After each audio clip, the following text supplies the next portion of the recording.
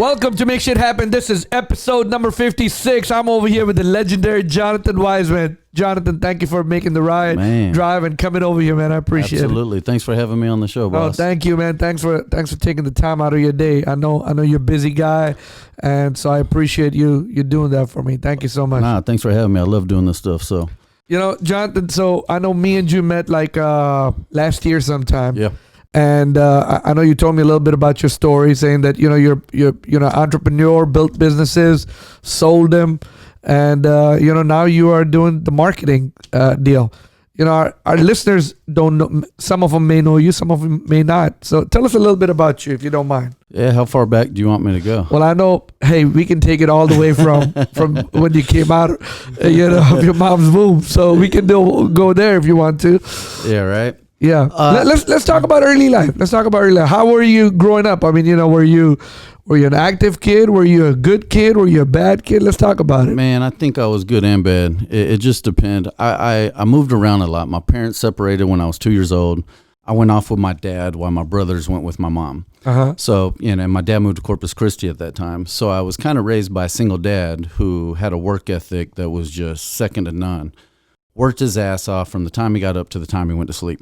And he was about his work. And so he instilled that in me. But at the same time of doing so, I think he was so focused on his career and financial security and making sure that we were secure financially and had a future and somewhere to live and a roof over our head, that he lost sight of, the parental side of things, being a great father, a great dad, or what have you. And I'm only able to look at that now that I'm a dad and know that what I want for my children and how I want to be towards them. So at the time, it was from the time he woke up, from the time he went to bed, it was work.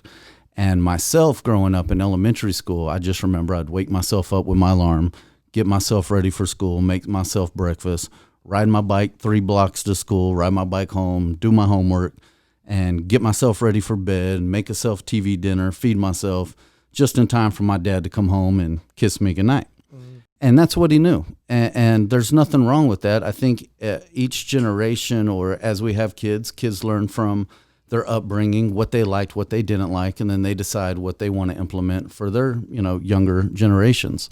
So I see things differently now, but at the time, it was all I knew.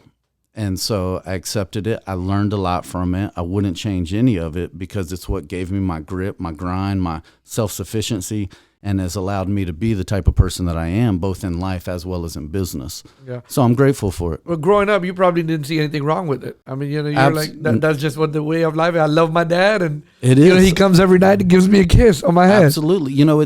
It's anything that you're in. When you're knee deep in something, it's all that you know. So you don't expect anything different. You don't know anything different. So, and that's why I don't have any regrets. I don't want him to have any regrets. It's made me who I am, and I'm thankful for it. Your dad's still alive today? Absolutely, yeah. All right. And so your brothers went with your mom. Yep. And you went with your dad. I went with dad. And, it's my brothers were always my idols. I always looked up to them, loved them, wanted to be with them. And it wasn't until junior high, my dad actually moved back to Houston from Corpus Christi. And my mom lived in Houston, really Sugar Land area.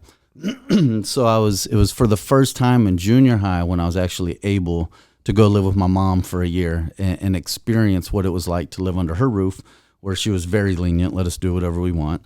I had brothers, that I idolized, that were cool as shit, and I wanted to be just like them. So kind of trying to follow in their footsteps and do what they did. And so it was a completely different experience than growing up in a different type of environment. And it came with its pros and its cons as well. But that's when we kind of moved back to Houston, and, things just kind of changed up from there. Yeah, I think so. But so before that, you probably went for summer. Or it was the summers were spent with my mom. That was it. Yeah. Dad would ship me off to Houston, stay with my mom, my brothers. Yeah. My mom would be working. My stepdad was at home. Had that life with the brothers. We grew up, what I would call in the hood, but hood's all relative, right? Yeah. So we grew up in, let's just say, very humble beginnings, and there wasn't a lot of money or toys or extracurricular activities or anything to get into. Mm-hmm. So we walked out the front door, went to the streets, and I mean, from a very early age, I remember being as young as 6, 7, jumping on a metro bus with my brothers and just riding across town for 25 cents and being on the other side of town visiting people. Yeah. I look back now, it's like there's one, no way I'd ever let my child do that. But two, without cell phones and even pagers back then, it's like I don't even remember how we communicated. Yeah. It's crazy. I think about that all the time. Like, how did we communicate back then? How did we get from point A to point B across the city without a phone map? Yeah. I mean, I don't know. And I mean, you know, back in the days, they used to tell you, they're like, well, where is this at? And like, man, you just go straight, make a right, make a left, hang this. And I'm like, if you tell somebody now, especially the kids now, they'll be like, they don't get, yeah. What the hell are you telling me? It's different times, man. Different times. Times. So talk about it. So, I mean, you grew up with grew up with your dad, then went to, came back to Houston. Now you're with your mom.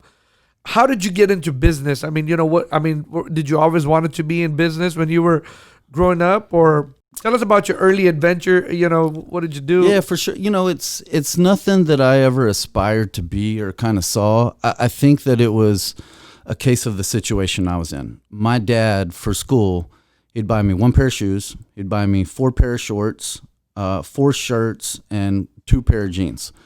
And actually, I don't even think it was 4 pair of shorts. I think it was 1 or 2. And it was like, you got to rotate them. Yeah. And if I wanted anything more, anything nicer, I had to save my allowance and buy it. If I wanted to have a toy, a little thing called Stompers, I'll never forget them. If I wanted a Stomper, it was this little car with a battery and it would ride itself. If I wanted something, I had to score a goal in soccer. So anything that I ever wanted outside of this little bubble, I had to earn it. So at a very early age, Spring Branch Junior High, I was in 6th grade. Excuse me. We lived right behind the junior high in some townhouses. Right on the other side of the junior high, I used to walk to school every day. Right on the other side of the junior high was some type of grocery store. I don't know if it was H-E-B or what have you. So I would go there in the mornings and I would buy those 10 packs of candy, the Wrigley's and the Snickers and the Reese's Pieces, throw them in a bag, and I would go to school and sell them. And I'd sell them for 25 cents a piece. And so I'd buy the packs for, I think, $1, $1.25. If I broke it all out and sold them, you buy in volume, you sell them, I'd make $2 to $4 a pack. And then, you do that a couple times a week, I'm making $10, $15 a week. Yeah. And I didn't really think about it then, but now looking back, I remember specifically I would put a majority of the money in a sock. I'd leave $2 in my pocket. I would put a majority of the candy in one bag and a couple pieces in another bag because I knew I was going to get caught once or twice a week.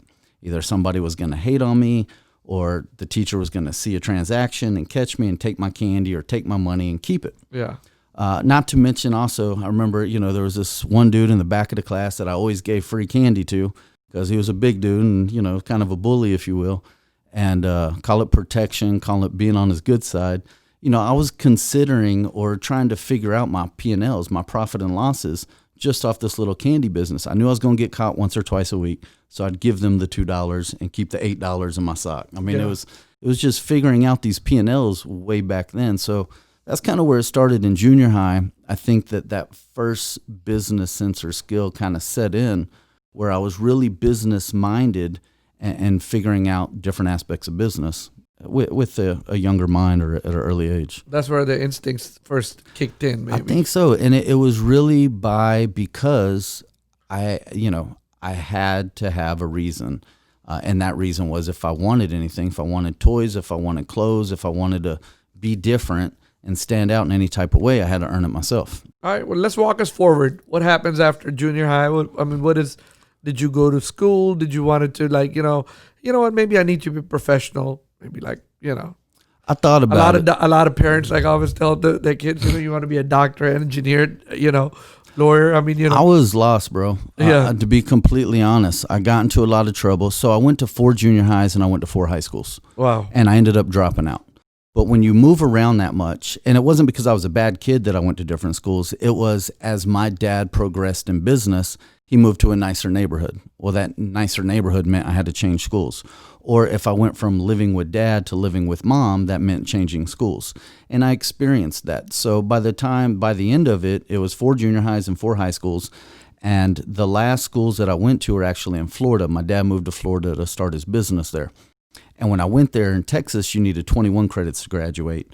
Florida, they had more classes per day, so you needed 28 credits to graduate. So the credits got lost in translation. So senior year, when I went to the counselor to talk about what college I was going to, she basically told me, well, you need to do another year of high school for you to graduate because your credits didn't carry over properly. And after doing my 12 years, you're a senior in high school, you're looking forward to graduating. It's like nobody's going to tell me that I'm going to do a whole nother year or have to go to summer school and do a half semester. It's like I did my time. So spring break came up and I was like, well, let me go to spring break. Let's figure that out. After spring break, I'll come back and try to, talk to my dad, figure out what we're going to do. And then spring break was kind of the turning point. Spring break in Florida is a lot different than Texas. You got the beautiful beaches, the white sands, the palm trees. And spring break there is for several weeks long. Mm-hmm. So I went to spring break with some friends. We were partying out there, having a blast, partying our asses off. And my dad was like, look, come home. We got to go on this fishing trip. You promised me you're going on this fishing trip. I need you to be at home at 5 a.m. I'm a senior in high school. I'm pissed off at the counselor thinking I got to do another stint. I'm partying my balls off, having a good time out there. Last thing I want to do is cut my spring break short and go fishing with my dad. So I was like, look, Pops, I'm not going to make it. I'm having fun out here. And he's basically gave me an ultimatum, said either you come home and you go on this fishing trip with me, or when you get done partying, get your shit and get out. And so that was it. I said, all right, well, when I get back, and actually I had a little bit of a financial, what was it called? My uncle had passed away several years prior, and I had $1,000 bond that was left for me when he passed, and my dad was holding on to that for me. So I told him, I was like, oh, dickhead. It was like, well, give me my money and I'll get my shit and get out, and thought I was cool. Yeah. So I went home, got the $1,000 and went back to spring break, and we ended up staying out there for several weeks because out there it lasts, different areas come from all over the country. So we ended up partying out there for 2 or 3 weeks. And as my money started to get low, which happened really quickly, it was like, all right, I got to, come to a realization and get back to something, whatever that is. But I couldn't go back home to my dad because he'd kick me out. So I had to get all my shit. And the only option that I had was to go back home to Houston where my mom lived. And that's what I did. Packed my shit up, drove to Houston and straight to a trailer in Pearland, Texas. And I was down to probably about $300. I had a car that luckily my dad let me take, and it was figure life out at, 17, 18 years old. And as your podcast is, I had to figure out how to make shit happen. How to make shit happen. So tell us what happens next. I went into the restaurant business. It was easiest to, actually, when I first got back, I had a bunch of warrants from traffic tickets and bullshit. So I think I sat in jail for a couple of weeks to get those paid off so I didn't have to eat up all my money, which was a fun experience. But I got into restaurants, started just waiting tables, trying to get quick money, anything that I could. And actually, after a year or two of that, my brothers worked at this telecom company, a telephone business, Coastal Telephone Company is what it was called. And they were doing very well. They were making a shit ton of money, doing very well. And I was begging them for a long time to get me a job there. And finally, after I think a year or two of them, kind of proving myself and getting their approval, they're like, all right, we'll hook you up. We'll get you hired there. So got brought on. And I mean, if you've seen Wolf of Wall Street, it was that type of environment. It was right when long distance got deregulated. It was a blast. I mean, we were 18, 19, 20 years old, making six figures. I think first year I made like 40 grand, second year 60 grand, third year it just went up from there. A lot of the higher ups were making six figures. The boss man at that time was a millionaire dude that was a party animal, alcoholic, partied his balls off, partied with the whole entire company. I mean, straight up, Wolf of Wall Street is a good example of, or a picture of what that was like. So that lasted about 3 years of my time there before it got bought out by corporate. At that time, once corporate brought it out, everybody started getting cut pays or released from the jobs, and basically the company kind of went to shit. So everybody just kind of dispersed and went their own ways. Mm-hmm. And at that time, I had already bought a house, I had a car, I was doing very well for myself at a young age. And I started, being the entertainment guy, whether it was at the house or going out to the clubs or partying or whatever the case might be. So kind of started dabbling into the club business at that time, and also linked up with some guys who were had a T-shirt print shop out of their house. So I ended up partnering with them. We had a company called High School Sports, and we lived in A-Leaf. It was 4 of us. The living room was 4 Mac computers. The garage was a silkscreen print shop, and we had beds to sleep in. And so that's kind of what we did for the next couple years. So during the day, I ran High School Sports and sold T-shirts to junior highs and high schools all over Texas. And then in the evenings, I was going out to the clubs, selling them flyers and logos and passing out flyers and different things on the street, using our graphic design skills and printing skills. And so started a graphic design company, a print media company, and then had the T-shirt company, as well as having a little bit of money in the bank and able to go out and party a little bit.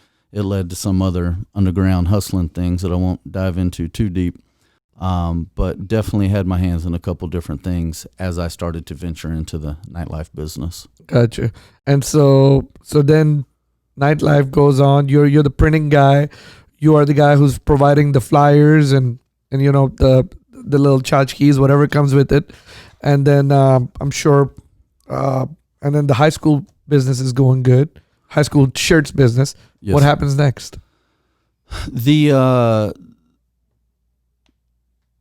Man, that's a loaded question. I'll skip a year or two of that just because it got pretty nasty and dirty, and don't want to dive too much into that. Got into a little bit of trouble, moved out of town for about a year just to kind of clear the air and come back and get a fresh start. But once I got back from Colorado, it was straight business, but I was still in the same crowds with the same people, doing the same things, running the same businesses. And downtown, I started a company called the Spin Network with a couple buddies. So the Spin Network, we had Spin Media, which was our graphic design firm, which I had done. We had the Spin Network, which was spinnetwork.com, which was an online magazine where we would run around all the clubs and take pictures of people and put them online. They could go look at their pictures. It was basically an online magazine for clubs, and this was before social media, so before MySpace or any of that. So it was kind of our version. This is in what year is this? I want to say around 2002, 2003. Okay. So it was kind of our version of social media back then, was to have a website, take photos of everybody, stick them online, and they could go look at them or send them to each other. I remember that, by the way. Okay. Yeah. Old school. So we did that. I think it was like 2000, 2001. Yeah. It was right in that early 2000s. Yeah. And then I had Spin Models, which we had a handful of models that worked with us, whether they were passing out the flyers on the street, because this was before even text messaging. Yeah. So we had girls that would pass out flyers on the street, and then we had different girls that would go dance. So it was kind of like we were your one-stop shop for nightclubs if you wanted us to promote your business or launch different nights. And so that's what we did. It was I was a promoter. It kind of translated to promoting. And my goal at that time was to own my own nightclub. Okay. So with, the help of my brother Josh, we put things together, and at the age of 24, we opened up our own nightclub. Okay. Where was that at? It was in Rice Village. It was called Joya Lounge. It was called what? Joy Lounge? Joya Lounge. Joya Lounge. Yep. And then what? So how long did you have that, and how did that go? It was, as soon as we opened the doors, it was huge success. It went very well, at least for myself back then in those times. The problem that I learned very quickly in that business, when you're a promoter, you can jump from club to club. Typically the lifespan of a nightclub at that time sucked in Houston. I know things are a little bit different now, but at the time, the lifespan of nightlife for establishments, everybody calls it the Fickle 500 in Houston. The same people go out. Yeah. Houston's not a destination town. So it's not like people fly in from Dallas or Miami or Vegas to come here to go out and party. They fly in for the medical center, or they fly in for oil and gas. So, a lot of oil and gas guys are going to be at the strip clubs, where a lot of people flying in for medical are going to be in the hospital with a loved one. So the people that do come here aren't necessarily coming. You got a few that would show up, but for the most part, people aren't coming here as a destination city. So you're using or you're running your business model based off of locals. And we called it the Fickle 500. So those people would get bored after, 6 months of going to the same club, they'd get bored and bounce to the next one. So the way the lifespan pretty much worked for the nightlife business here at that time is you would have a good 6 to 12 month run, however long, and it was all based off of when the next location was going to open up. And that's why people were opening up clubs every 6 months. It'd kill you. So you wanted to be strategic as far as your date of opening up. You wanted to hope that nobody opened up for as long as possible after you did so they didn't steal your thunder. So the lifespan at that time was you'd operate as the new hotspot, your honeymoon phase, for 6 to 12 months. After that happened, then you'd get into promoters and start doing your different nights, whatever those nights were. And then you would start getting into your industry nights. Well, once you ran through those over another 3 to 6 months, then you started, hoeing yourself out to promoters and letting promoters run those nights for you, giving them a piece of the pie. You always tried to hold on to 2 nights if you could, to where you made the money, and 1 or 2 nights you gave them to a promoter. So that was kind of the life cycle of a business. And most of our nightclubs, we'd either have them open for 12, 18, or 24 months. And every time we built these establishments, at first I didn't know this getting into the business. I should have stayed a promoter, because after a club runs its honeymoon period, they have to hire a promoter. If I would have stayed a promoter, I could have just hopped to new clubs every 6 months and stayed the cool guy, where everybody followed me to the new, whatever's new and improved and cool. My dumbass opened up a nightclub thinking I was cool kid, and learned very quickly that it's a rat race, it's a business, and you need to figure out how to do shit and do it right and do it quick, make your money, get your return, and get out. And what it came down to, that business cycle, was 12 months. You had 12 months, a 12-month run. So you had about 15 months. You had 2 to 3 months to build the location. You had to promote it. You had to have that first opening night off the chain. Otherwise, you're immediately labeled as not a cool place to go. You had a 6 to 9 month run of being the honeymoon phase, and then you ran it into promoters until it slowly ran it into the ground, and then you did it again. And so we would typically run our course for 12 months at a time. We'd open up New Year's Eve, and we'd close down New Year's Eve. Take a few months off, maybe reopen up Valentine's Day with a big party, and kind of that cycle. And I found that I was doing that every 1 to 2 years over about a 10-year period. So how many clubs did you open and how many clubs did you close? We had 1, 2, 3, 4, 5, 6 different locations that we owned and operated. And then some we would close down. So how were y'all getting leases, like short term, 1 year, 2 year leases, or a lot of landlords did not want to do that? Some were short term leases that we were fortunate enough to do. You pay a lot more, you pay more percentages. One location in particular was a long-term lease that we ended up breaking and getting out of. Anybody getting into this business, I'd recommend trying to get a 2 to 5 year lease at most. Yeah. And anybody with sense that really comes and talks to me and consults, my number one recommendation is don't get into the business. I mean, there was so many people over the years that tried to get into that business for the cool factor, for the, the thinking it was all glam, or, for the girls, the drugs, whatever their vice was. It was never really a profitable business for me that I was able to retire from. Yeah. Not to mention, it truly was one of those businesses that it was a lifestyle. You're drinking, you're partying, you're doing drugs, you're staying up till 5, 6 in the morning doing closeouts. It wasn't a job that you went to and you came home and turned it off. So you're like, you didn't like that business and kind of got out of it. I liked it when I was in my early 20s, when I was single. I mean, it was the life, the perks. It was amazing. And then what did you do after that?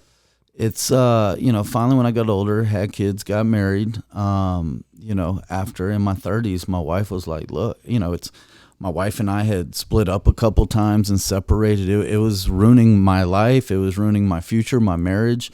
It kept me from being a good parent to my kids. I mean, it was cool when you're single in your 20s. When you get into your 30s, if you're really trying to have a marriage, trying to be a father, a parent, a man of business, anything, it was a lifestyle, and you had to get out of it. And my wife, gave me that ultimatum, and so we made a decision to change.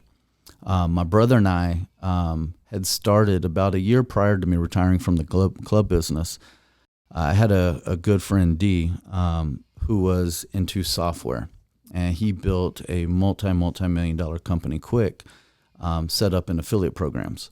So between my marketing background and the T-shirts and the flyers and all the print media stuff, coupled with learning a lot from my buddy D and what his capabilities were when it came to .coms, I started learning more digital techniques when it came to marketing and building websites and stuff like that. And I think around that time, Facebook was real popular, and then MySpace was real popular, and then Facebook. So I started learning social media a bit and was trying to figure out how I could utilize those digital platforms to capitalize on it as business. And my brother and I came up with the concept to start a supplement company. There was somebody that we saw that was in the supplement. When you say supplement, like vitamins, protein powders, like whey protein, something like that? Different supplements, body enhancement supplements. Okay. And so there was a guy that used to come to the club that was very successful in the supplement business. And we're like, if this dude can do it, we can do it. You know, if he's doing it that well and showing up in Raris and Lambos, and it's like, what is he doing? Well, we can go develop a supplement. I mean, and we started figuring that process out. So my brother and I went ahead and he got the funding for it. We put our heads together and what our capabilities were and resources, and we launched a website and we launched a supplement company. Year one, it was what I would call a success. It did about $250,000 in sales. It lost $40,000 for the year because we spent about the same amount of money setting up the business and investing into pay-per-click ads and Google AdWords and stuff like that. So the company didn't really make a profit, but it showed promising with those gains and the amount of money that it did. And so at that time when I was exiting the club business, for myself, for the wife, for the family, talked to my brother, and we came, it was either I was going to go run the supplement company, I was going to go work for my father-in-law who ran a dealership, I was going to do sales in a dealership, or I was going to go launch another digital marketing company. And at that time, it was more just marketing company. I was going to do one of those three things, and I didn't know. So first thing I did was talk to my brother. Hey, do you want me to take over the supplement company, run it full-time, exit the club business, retire from that, and do this? And we were able to work out a deal that we both agreed upon. And so that's what I did. It was the first option, first thing we talked about, and I took it and ran with it. Okay. And then how long did you have the supplement company? We sold it in 2019. So you sold it. So when did you start it? 2012. So you started in 2012. You ran it for 7 years, and then you turned around and sold it. Yep. And how was that process of selling it? It was interesting. We built it quickly to a global brand, multi-million-dollar business, sold all over the globe. Along that process, the learning curve was exponential. It was crazy. And especially now in a digital world, everything changes year to year. Algorithms that used to update every 2 to 3 years, now algorithms update on a monthly basis, just about. But then with the way that different platforms, social media platforms pivot, the way Google AdWords pivots, SEO pivots, everything pivots, the algorithms change on a regular basis. New things come out like influencer marketing, influencer management, affiliate programs. So, I really had to become an expert at every aspect of everything digital. It wasn't just, you build. Most people assume from the outside, e-commerce is you buy a product, you stick it on a website, and you sell it, you own an e-commerce company. Like that's 10% of what it is. You have to build the infrastructure. You have to build and train your customer service. You've got to have an influencer base that you start building. You got to figure out your logistics. Are you going to drop ship? Are you going to in-house it? Are you going to farm it out to a logistics company? If you're selling physical products, are you making them in the U.S. or are you making them overseas? What is your cost per unit landed? So there's just so many different things to figure out from the business, the internals itself. Then in addition to that, you got to figure out the consumer facing side, which is the websites and the influencer programs and social media channels, your YouTubes and marketing and everything to go along with that. Gotcha. It's, and you understand. It's huge. It's huge. So now how did the selling process go? For people who are listening and they're like, well, I want to sell a company, but how do they find a buyer? How does that work? So my brother actually put this company online to sell. There are different websites out there. Can't think of the names of them offhand. You can just sell my But you website. can put companies on sale on websites and There's stuff. several websites. So I started Trading places probably. I started a firearm business about 5 years ago. Grew that to a sizable business and realized it was a distraction to my other company, so I wanted to sell it. So I put it online. I can't think of the name, buyselltrade.com or something along those lines. Put it online, put my price on it.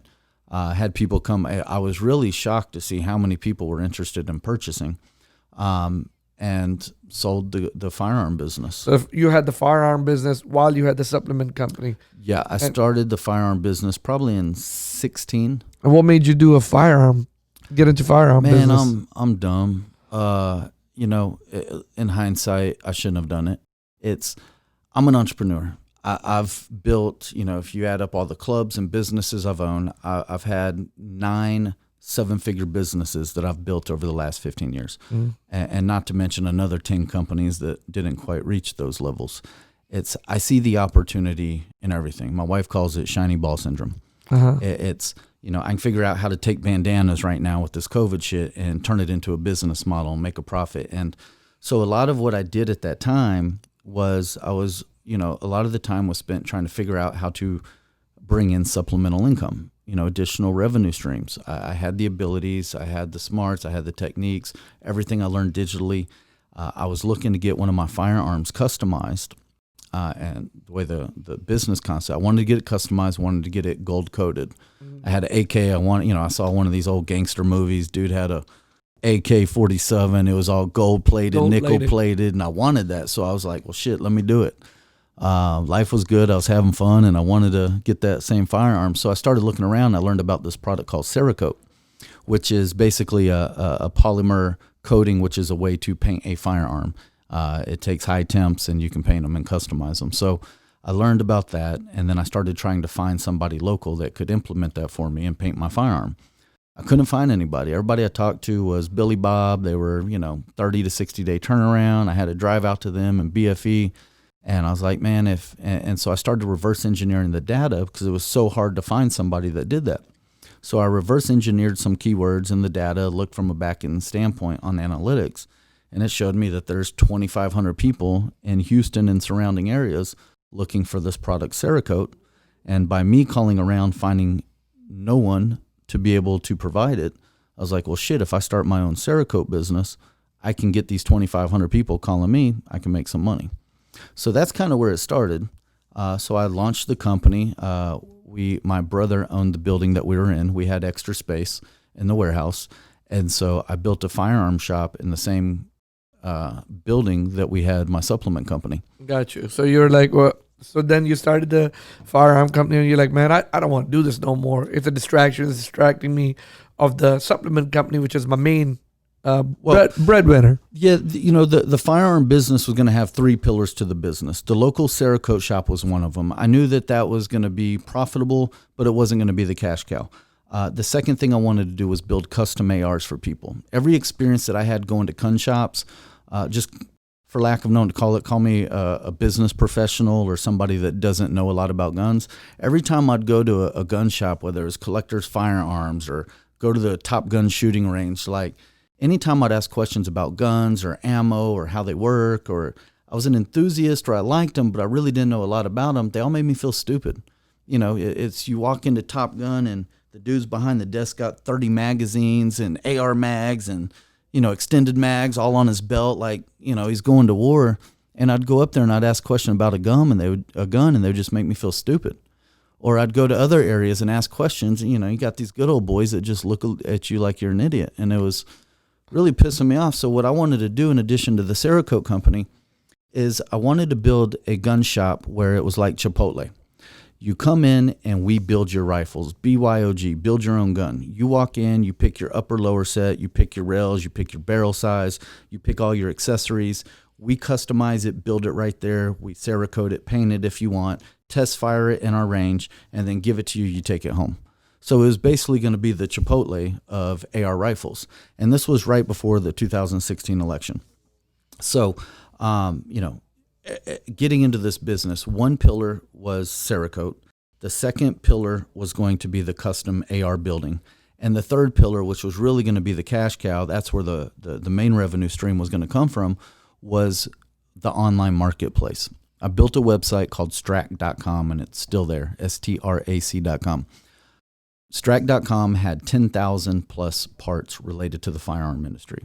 Everything from firearms themselves to every accessory you can think of to apparel-related stuff, just basically an academy online.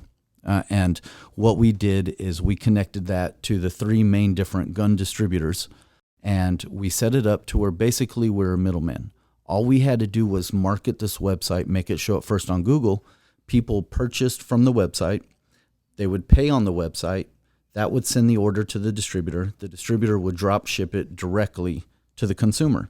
So what might look like we were this big company, really we're just a marketing machine. So if I have no inventory, of course. No inventory. Right. A little bit in the gun shop. And the way that the gun shop and the Cerakote lended itself to this platform was I had gunsmiths hired on staff. I had people that knew about guns that worked the gun shop, that worked the Cerakote shop, so that if anybody called in for customer service related questions or tracking questions, I already had the Cerakote shop paying for the overhead of that staff. Gotcha. And they were, they knew about guns, so they could answer the questions, or at least. So it sounded like a good business. It was an amazing business. And if I used everything that I learned on how to make my brand global, my supplement company global, and I just implemented these same techniques into the strac.com, I was going to turn that into a multi-million-dollar business. I mean, it was game over. Until, at that time, this was right before the election, Hillary wins, which, everybody thought Hillary was going to win, which she didn't. Trump took office. Yeah. So that immediately made the gun business go to shit. So, because if Hillary would have won. If Hillary would have won, everybody would have been scared, just like they are now. That's why you can't find guns or ammo right now, is because everybody's scared and they're buying everything out of stock. Gun business is booming right now. Right. I mean, you can't find guns right now. Yeah. And so when everybody thought that Hillary was going to win, all the gun manufacturers started mass producing guns and ammo. I mean, they were just producing them as quick as they could because they knew she was going to win, and everybody and their mom was going to buy guns and buy them by the dozens. So when she didn't win and Trump took office, the gun business went to shit because now most people don't care about buying guns because you got a Republican in office. There's no scarcity, so there's no worry. And now all these manufacturers are sitting on hundreds and hundreds of thousands of firearms that they can't give away. So the price point on a AR went from $1,500 to $2,500, dropped down to $500 or $600. You couldn't give these things away. So there was no way that I was going to build my Chipotle style business model and building custom guns for $2,500 per firearm. Yeah. When you can go to Academy and get one pretty much, assault ready for $500-$600. Yeah. So it kind of robbed me of that pillar. So I still had Cerakoters and I had my online marketplace, which I'm good because my online marketplace was going to be the moneymaker. And by that time, Cerakoters was already doing good. So you turned around and you sold it.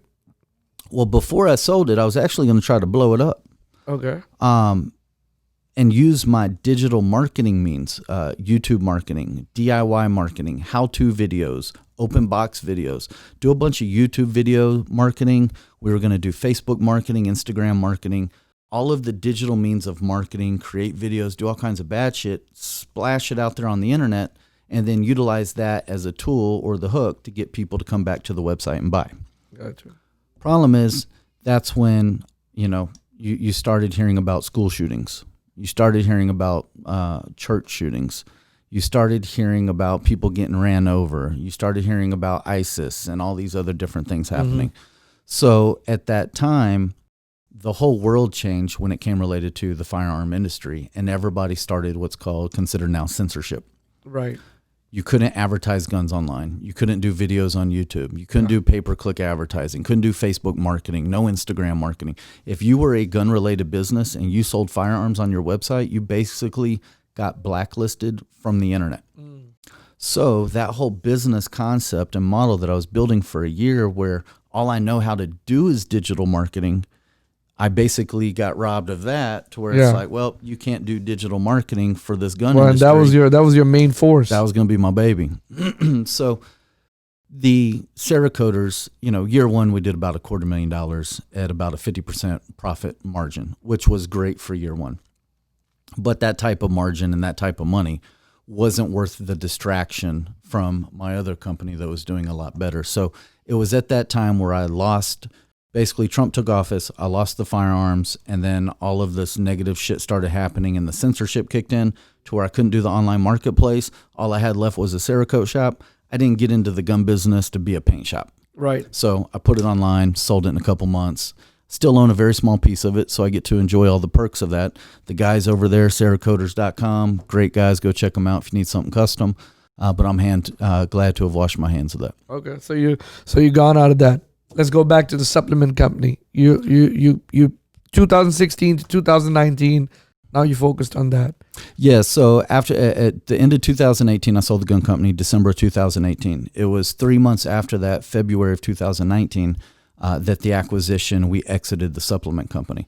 So really, as of February 15th of 2019, we're talking not even a year and a half ago, I had no job, I had no career, I had no income. You've sold all your companies. I'd sold all the my gun company companies, and the supplement company. sold the two companies that I had, and I started from zero, started from scratch. And then what did you think at this time? Well, first of all, did you take a break or were No. you like, no, man, I got to go do something else right now? I think, I probably celebrated that weekend, slept for about a week, and then got right back at it. It's, exiting a company, selling a company, putting some money in the bank is a great accomplishment. But with, the overhead that I had, not just personally with my lifestyle, but also as staff, the people that bought my company, the supplement company, they didn't take all of my staff. So I had, staff and their families and different people that I was responsible for. So I didn't really have time to take a long break or vacation or really bask in it. It was figure out what to do next, because 6 months is going to come real quick or 12 months is going to come real quick. And I need to be bringing in, a certain amount of overhead to cover my expenses and paying everybody. Mm-hmm. So that's what we did. I mean, I went straight into it. Gotcha. So that's where the company now comes in. That's And where that's JY's Marketing. That's right? where JY's Marketing was born. And so, what made you go to JY's Marketing, or did you just think, well, before I went to a supplement company, I was gonna go to a marketing company, so let's go now? Still don't want to go work at my father-in-law's dealership. Yeah, right. And that was an option at that time. It was a very high considered option at that time, to be honest. I'm not trying to, I want to grow. I want to build, how do you say it without sounding like a fucking asshole? I want to build wealth. I want to build a 8, 9, 10 figure business. I've already built a bunch of $1 million businesses, and it's kind of, once you get to a certain level, you just get used to it. You're accustomed to it. It's natural. It's like every time you open up one of your exclusive furniture locations, you know the business model, you set it up, you do it. There's some wins and some losses in there, and gray areas and hurdles, of course. But once you kind of get hurdles, a lot of hurdles. But once you get accustomed to it, it's pretty easy for you to do. And I'm not going to be, even if I'm a GM of a dealership making $300,000 a year, I was doing that when I was 25. I'm not trying to take steps backwards. I'm trying to take steps forward. And so the only way to do that is to be an entrepreneur and own your own business. If you really want to make big money, you have to own your business. You have to be willing to take those risks. You got to be creative, resilient, work ethic. I mean, there's a list of 100 things that come with that, but that's what I wanted. That's what my goal was. And the only way for me to really do that and take it to the next level was to be an entrepreneur and own my own company. And I didn't know exactly what I was going to do or what direction I was going into. I built the podcast studio, podcastmarketing.com. That was one business concept that I have, a way to utilize podcasts like this to market your business. Mm-hmm. It was really a cost-effective solution to producing quality video content to make you the authority of your business, and then take those video assets and sprinkle them across the internet. So now you have a podcast also, right? Yes. So you have a podcast studio that you bring other business people, let them do that. Tell us a little bit about that. Sprinkle that. Yeah, Let's go slowly on that one. A lot of people let me not speak for everybody in general. I see that there's a lot of podcasts where people make the show about the value that they bring to their audience, or they have a certain, liking, whether it's sports or something that they're passionate about that they want to talk about. Right. For me, on the other hand, what I wanted to do was give my customers, my clients who are entrepreneurs, business owners, I wanted to give them a platform that would help them accomplish a few goals. One, most importantly, is to create quality video content cost effectively.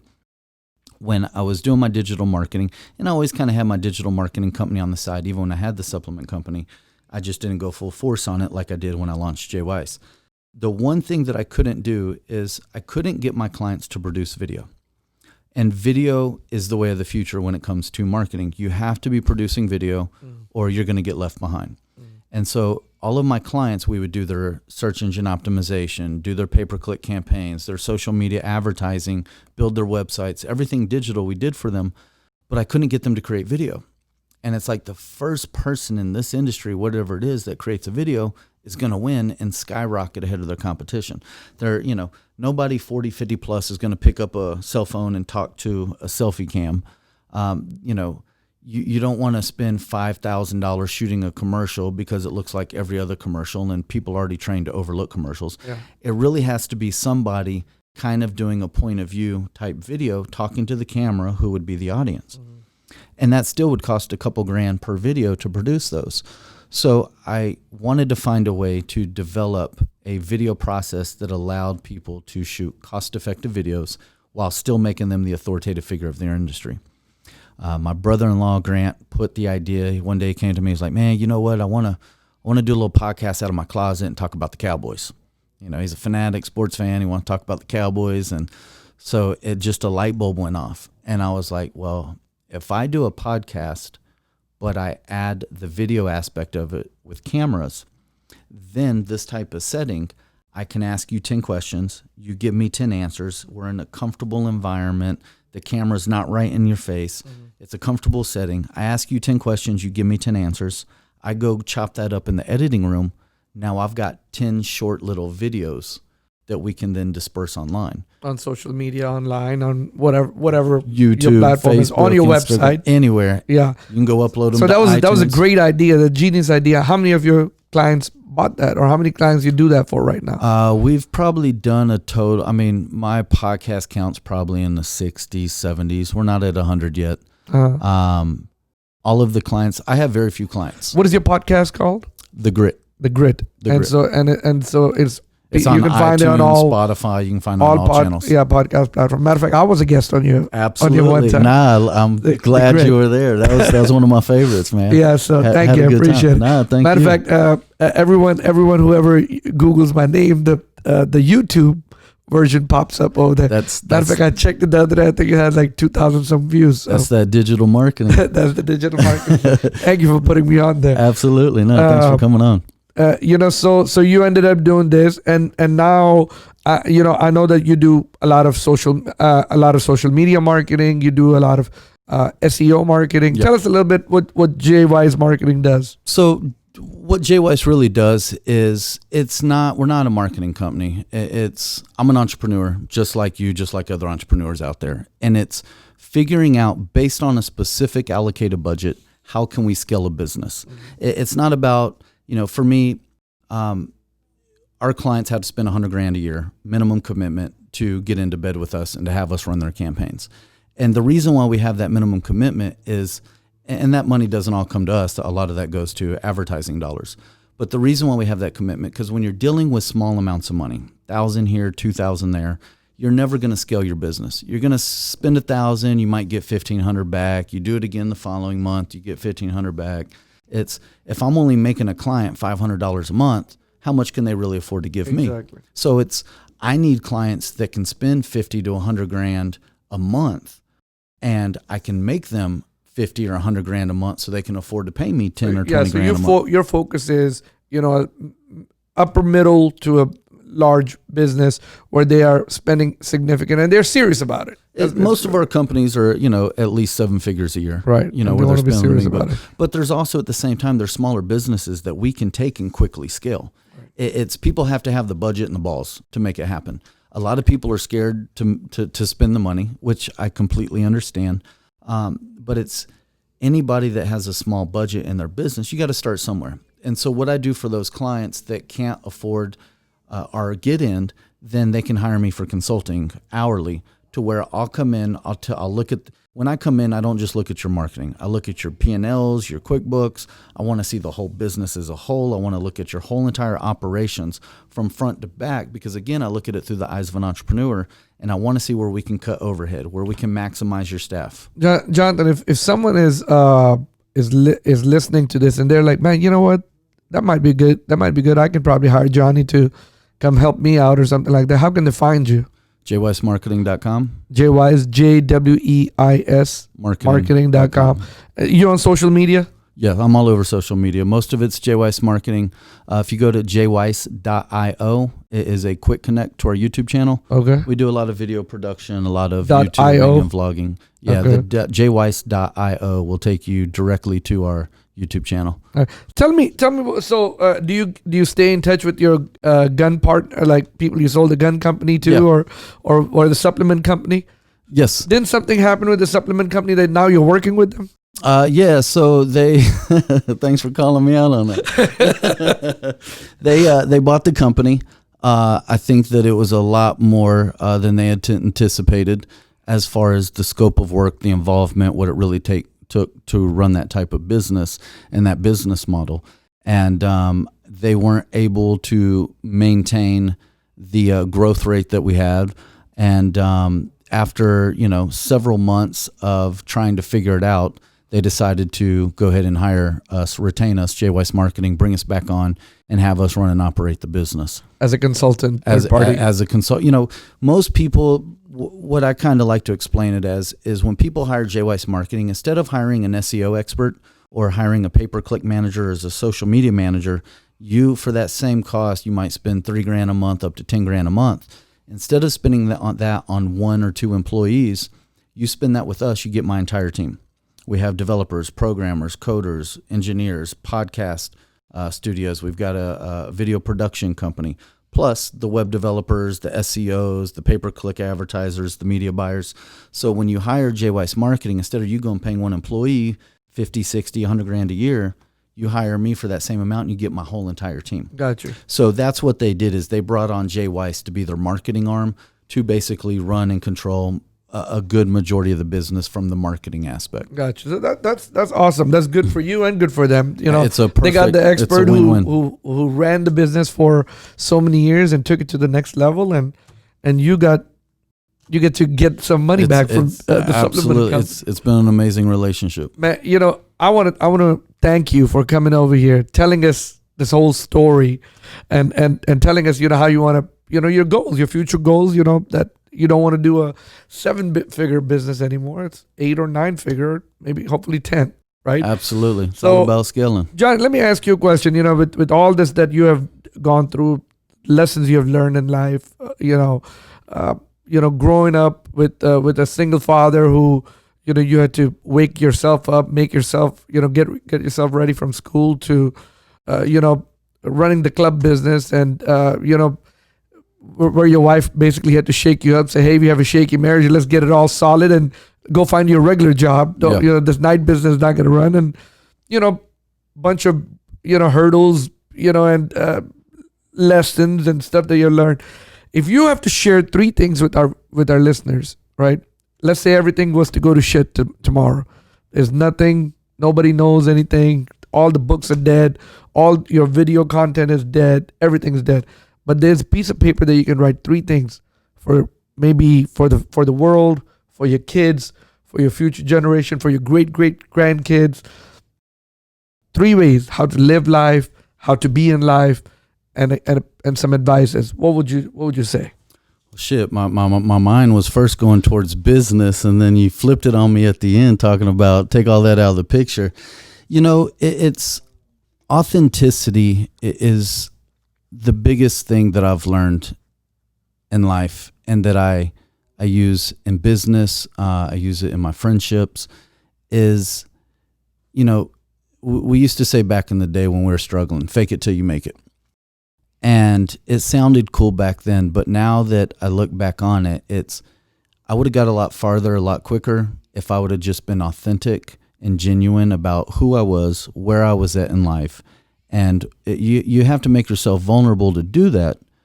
But when you're authentic, you're going to get a lot further, a lot quicker than faking it till you make it, or trying to look bigger than you are or cooler than you are. I love that. So number one, authenticity. Be authentic. Second one. For me, it's family first.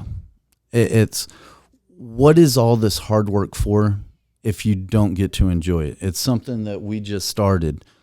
Jay Weiss, every Friday we go out and play. It's play date with Jay Weiss, where I take clients fishing, we'll guides, we'll go play golf, we'll go ride go-karts, we'll go shopping. It's a way for me to give back to my clients. It's a way for me to get out of the office. It's sometimes we'll take our kids and go take our kids somewhere. Right now, everything's kind of shut down.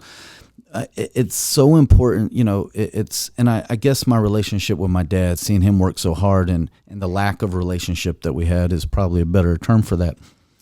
Enjoy what you do. If you're going to bust your ass, whether you enjoy what you do or you're busting your ass because you're choosing money over passion, either way, that's fine. But spend a little bit of time for yourself and make sure you're involved with your family, so that is something that carries on. That's the legacy that really carries on, is what type of parental figure were you to your kid? What type of husband were you to your spouse? That's what I want to be remembered for. Before, when I was younger, I wanted to be remembered for getting rich and being that guy that, had the Lambo and the big house and the cool kid. Now I don't want all that shit.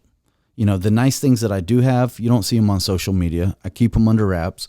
The nice things that are most dear and closest to me, nobody knows about. And what I do have and what I'm trying to create now is take it from that materialistic viewpoint and really turn it into something that my kids and my family that'll live on forever. And I think that that's one thing that I would recommend that would be best for people to try to think about. Number 3. Shit, do we have to go to number 3? Yes. I'm going to relate it to business because I think it can be most beneficial.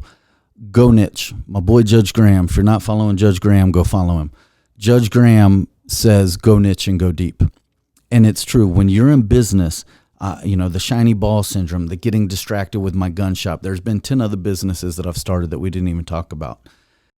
Don't get sidetracked. Just because in your mind, you think that you can add different revenue streams to your business model. You own a furniture store. Well, let me go ahead and add, because I use all of the trucks to send my furniture and deliver it, let me go ahead and start a delivery company, or let me start a trucking business. It's directly correlated with what you do, and you can see the profit center and the opportunity in it, but it might end up distracting you from the furniture business. For me, starting the gun business was stupid. It distracted me from my supplement company.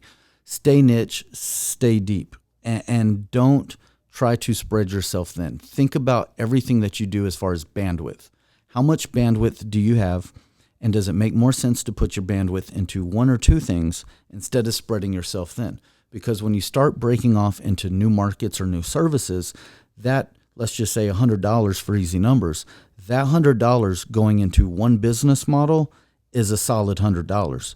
If you all of a sudden drop 5 services or 5 different products, now that gets dispersed to $20 for each one of those things. You don't have as much of a nest egg or as much money to use for marketing, for advertising, for your staff. So you get spread thin, and that's how your competitors are going to beat you, because they've got the $100. The same $100 they started with, you started with, their $100 is going towards one niche, one service, one product, where you just spread your thins across 5.